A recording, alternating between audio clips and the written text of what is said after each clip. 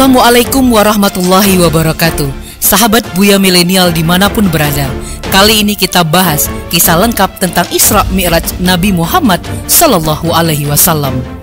Isra Mi'raj adalah peristiwa luar biasa, peristiwa maha dahsyat yang dialami oleh Nabi Muhammad Sallallahu Alaihi Wasallam. Sebelum hijrah ke Madinah, sebelumnya tidak ada satupun manusia yang mengalaminya, menempuh perjalanan super kilat, lalu naik ke langit hingga Sidratul Muntaha. Isra adalah perjalanan Nabi Muhammad dari Masjidil Haram di Mekah ke Masjidil Aqsa. Sedangkan Mi'raj adalah perjalanan Nabi Muhammad dari bumi menuju langit ketujuh, lalu dilanjutkan ke Sidratul Muntaha. Sidratul Muntaha menjadi akhir perjalanan untuk menerima perintah Allah Subhanahu wa Ta'ala. Perintah tersebut berupa sholat 5 waktu sehari semalam.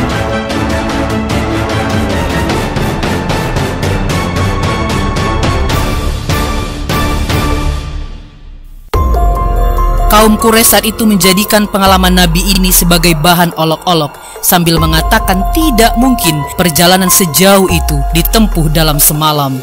Namun bagi orang mukmin, kabar dan pengalaman Nabi Muhammad ini adalah sesuatu yang harus dipercaya dan dilihat sebagai mukjizat yang diberikan Allah kepada hamba pilihannya.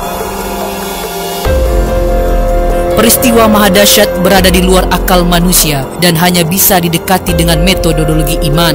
Namun menariknya, ribuan tahun setelah peristiwa itu terjadi, perkembangan ilmu pengetahuan dan teknologi yang dicapai oleh peradaban manusia modern dapat menyulam untayan demi untayan perjalanan Rasulullah Shallallahu Alaihi Wasallam itu menjadi satu frame utuh yang logis.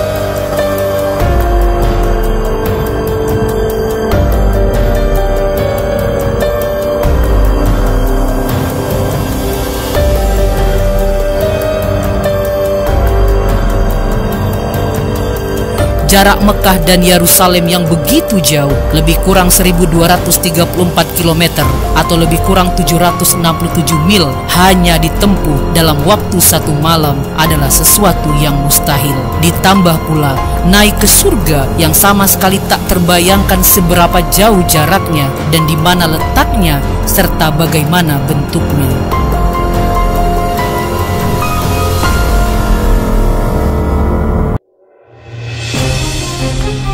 Dahulu kala, orang-orang Arab Quraisy hanya mengenal unta dan kuda sebagai alat transportasi. Selain kedua hewan itu, mereka juga biasa menggunakan keledai sebagai pengangkut barang. Belum dikenal dan belum ditemukan alat transportasi canggih seperti pesawat terbang atau pesawat luar angkasa, aerospace, yang dapat mengantarkan seseorang dari satu tempat ke tempat lain yang jauh dalam waktu singkat. Tanpa suatu alat transportasi khusus, mustahil Isra Mi'raj dapat terjadi, dan sudah pasti jawabannya bukanlah dengan menunggangi unta, apalagi pesawat terbang. Allah Subhanahu wa Ta'ala telah mendatangkan seekor hewan putih untuk menjadi tunggangan Nabi Shallallahu Alaihi Wasallam selama perjalanan, yaitu buraq.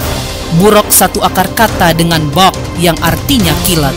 Buraq bukanlah pesawat terbang atau UFO, Unidentified Flying Object, atau benda terbang tak dikenal. Berikut ini adalah beberapa ayat Al-Quran dan hadis yang terkait dengan Isra Mi'raj yang seharusnya meneguhkan keimanan kita akan kebenaran peristiwa ini. Namun sebelumnya, jangan lupa like, subscribe, dan share. Apa yang kamu tahu, yang lain juga harus tahu.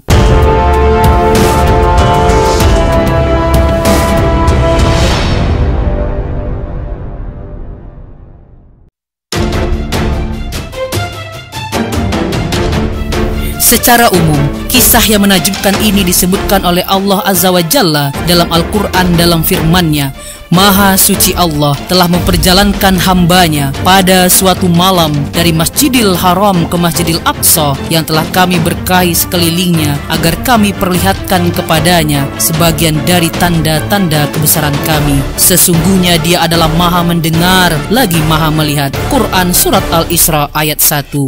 Usai salat Isya dan beristirahat sejenak, Rasulullah SAW yang saat itu terbaring di Masjidil Haram didatangi malaikat Jibril.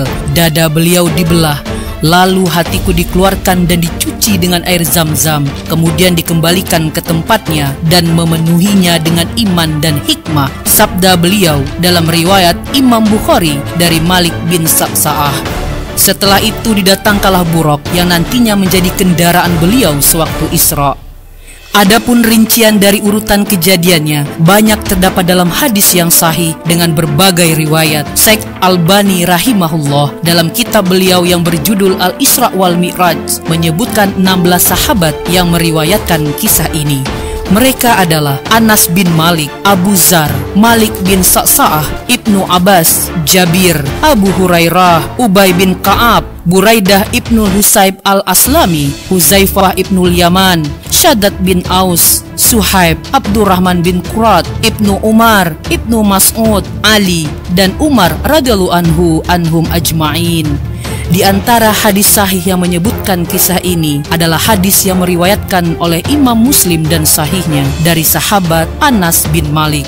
Dari Anas bin Malik radhiyallahu anhu bahwa Rasulullah SAW bersabda, "Didatangkan kepadaku Buraq, yaitu hewan putih yang panjang, lebih besar dari keledai dan lebih kecil dari bagal. Dia meletakkan telapak kakinya di ujung pandangannya, maksudnya langkahnya sejauh pandangannya. Maka saya pun menungganginya sampai tiba di Baitul Maqdis. Lalu saya mengikatnya ke tempat yang digunakan untuk mengikat tunggangan para nabi.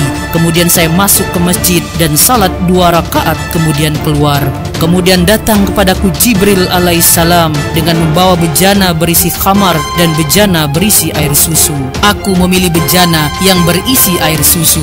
Jibril kemudian berkata, engkau telah memilih yang sesuai fitrah."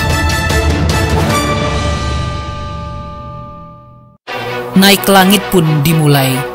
Kemudian Jibril naik bersamaku ke langit pertama, dan Jibril meminta dibukakan pintu. Maka dikatakan kepadanya, "Siapa engkau?" Dia menjawab, "Jibril." Dikatakan lagi, "Siapa yang bersamamu?" Dia menjawab, "Muhammad." Dikatakan, "Apakah dia telah diutus?" Dia menjawab, "Dia telah diutus." Maka dibukakan bagi kami pintu langit, dan saya bertemu dengan Adam. Beliau menyambutku dan mendoakan kebaikan untukku. Kemudian kami naik ke langit kedua. Lalu Jibril alaihissalam meminta dibukakan pintu. Maka dikatakan kepadanya, "Siapa engkau?" Dia menjawab, "Jibril." Dikatakan lagi, "Siapa yang bersamamu?" Dia menjawab, "Muhammad." Dikatakan, "Apakah dia telah diutus?" Dia menjawab, "Dia telah diutus." Maka dibukakan bagi kami pintu langit kedua, dan saya bertemu dengan Nabi Isa bin Maryam dan Yahya bin Zakaria salawatullahi alaihima. Beliau berdua menyambutku dan mendoakan kebaikan untukku. Kemudian Jibril naik bersamaku ke langit ketiga, dan Jibril meminta dibukakan pintu. Maka dikatakan kepadanya, "Siapa engkau?" Dia menjawab, "Jibril." Dikatakan lagi, "Siapa yang bersamamu?" Dia menjawab, "Muhammad." Dikatakan, "Apakah dia telah diutus?" Dia menjawab, "Dia telah diutus." Maka dibukakan bagi kami pintu langit ketiga, dan saya bertemu dengan Yusuf alaihissalam, yang beliau telah diberi separuh dari kebagusan wajah. Beliau menyambutku dan mendoakan kebaikan untukku. Kemudian Jibril naik bersamaku ke langit keempat, dan Jibril meminta dibukakan pintu. Maka dikatakan kepadanya, "Siapa engkau?" Dia menjawab, "Jibril." Dikatakan lagi, "Siapa yang bersamamu?" Dia menjawab, "Muhammad." Dikatakan, "Apakah dia telah diutus?" Dia menjawab, "Dia telah diutus." Maka dibukakan bagi kami pintu langit keempat, dan saya bertemu dengan Idris alaihissalam. Beliau menyambutku dan mendoakan kebaikan untukku. Allah berfirman yang artinya, "Dan kami telah mengangkatnya ke martabat yang tinggi." Maryam ayat 57.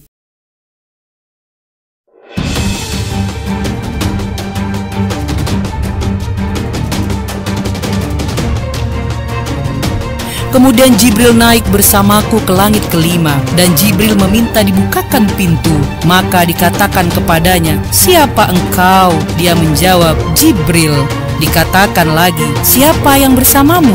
Dia menjawab, "Muhammad." Dikatakan, "Apakah dia telah diutus?" Dia menjawab, "Dia telah diutus." Maka dibukakan bagi kami pintu langit kelima, dan saya bertemu dengan Harun alaihissalam. Beliau menyambutku dan mendoakan kebaikan untukku.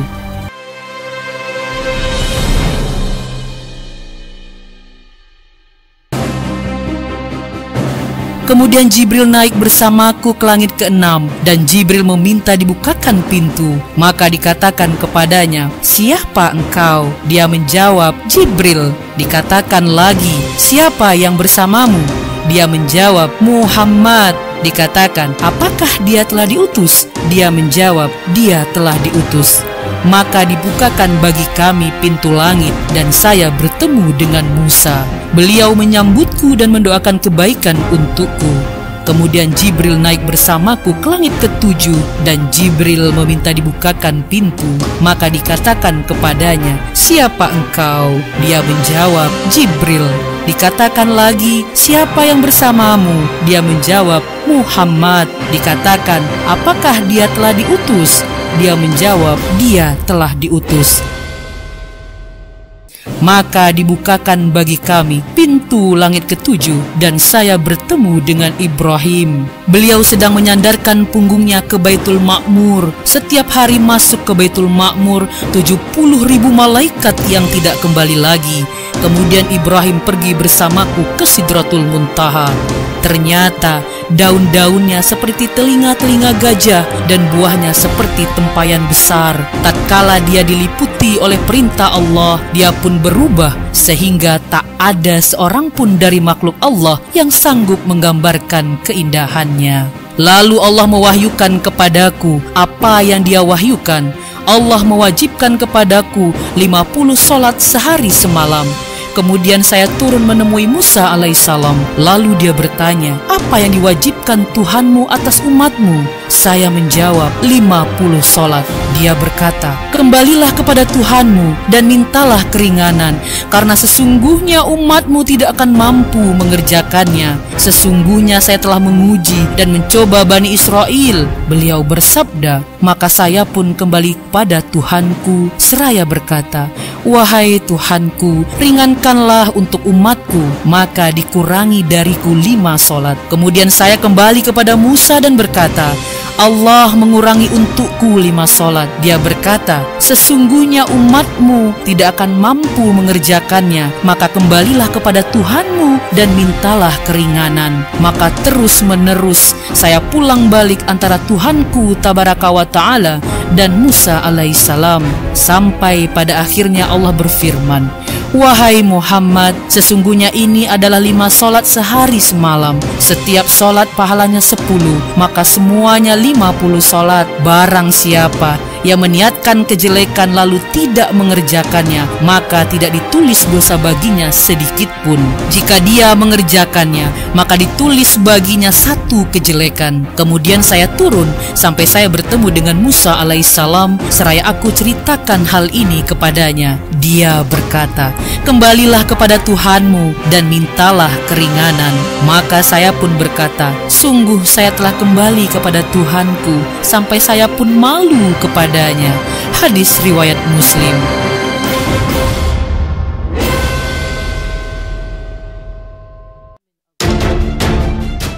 Dikisahkan dalam sebuah riwayat bahwa setelah peristiwa Isra Mi'raj, orang-orang musyrikin datang menemui Abu Bakar Siddiq radhiyallahu anhu. Mereka mengatakan, "Lihatlah apa yang telah diucapkan temanmu, yakni Muhammad sallallahu alaihi wasallam." Abu Bakar berkata, "Apa yang beliau ucapkan?" Orang-orang musyrik berkata, "Dia menyangka bahwasanya dia telah pergi ke Baitul Maqdis dan kemudian dinaikkan ke langit, dan peristiwa tersebut hanya berlangsung 1 malam." Abu Bakar berkata, "Jika memang beliau yang mengucapkan, maka sungguh berita tersebut benar sesuai yang beliau ucapkan, karena sesungguhnya beliau adalah orang yang jujur." Orang-orang musyrik kembali bertanya, "Mengapa demikian?" Abu Bakar menjawab, "Aku membenarkan seandainya berita tersebut lebih dari yang kalian kabarkan. Aku membenarkan berita langit yang turun kepada beliau. Bagaimana mungkin aku tidak membenarkan beliau tentang perjalanan ke Baitul Maqdis ini?" Hadis diriwayatkan oleh Imam Hakim Al-Mustadrak dari Aisyah radhiyallahu anha. Perhatikan bagaimana sikap Abu Bakar radhiyallahu anhu terhadap berita yang datang dari Nabi Shallallahu Alaihi Wasallam. Beliau langsung membenarkan dan mempercayai berita tersebut. Beliau tidak banyak bertanya, meskipun peristiwa tersebut mustahil dilakukan dengan teknologi pada saat itu. Begitu pula sampai akhir zaman ini, belum ada teknologi yang mampu menandingi peristiwa maha dahsyat tersebut. Hendaknya kita meneladani sifat para sahabat radhiyallahu anhum terhadap berita dari Allah dan Rasul-Nya. Semoga kita semakin kuat keimanan kepada Allah Subhanahu wa Ta'ala. Wassalamualaikum warahmatullahi wabarakatuh.